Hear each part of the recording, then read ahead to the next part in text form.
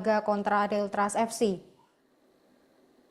Ya, baik. Jelang menghadapi Delta FC ini, PSIS mendapat kabar yang boleh dibilang kurang baik ya, karena mengingat ada tiga pemain asing mereka yang harusnya bisa menjalani debut, namun hingga saat ini belum dapat diketahui apakah mereka bisa bermain atau tidak. Ini disebabkan karena masalah atau proses administrasi mereka mungkin yang belum tuntas, dan dari konfirmasi yang kami lakukan tadi, pihak manajemen masih terus mengupayakan agar bagaimana ketiga pemain ini bisa tampil ya.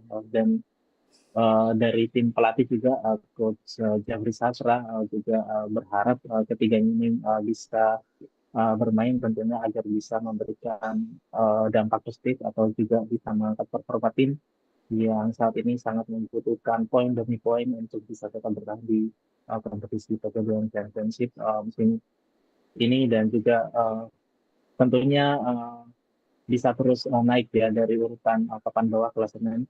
Dan Coach Jafri juga tadi ketika kami bertemu tadi pagi di latihan menyampaikan bahwa pihaknya masih terus menunggu seperti itu update dari manajemen. Lalu strategi apa yang disiapkan PSIS jika dua pemain asing tersebut belum dapat diturunkan saat menghadapi Deltras FC, rekan Ariel?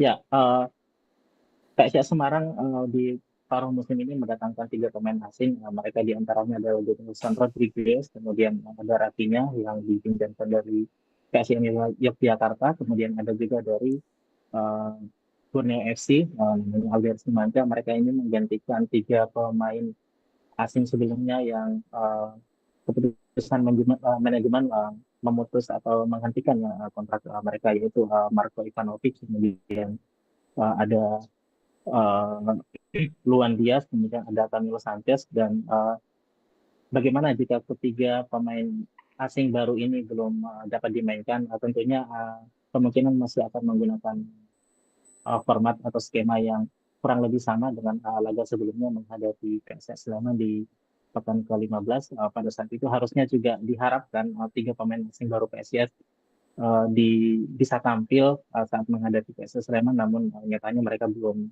dapat dimainkan. Ini serupa dengan jelang pertandingan menghadapi Jaltras FC di Stadion Jatidiri Semarang sendiri.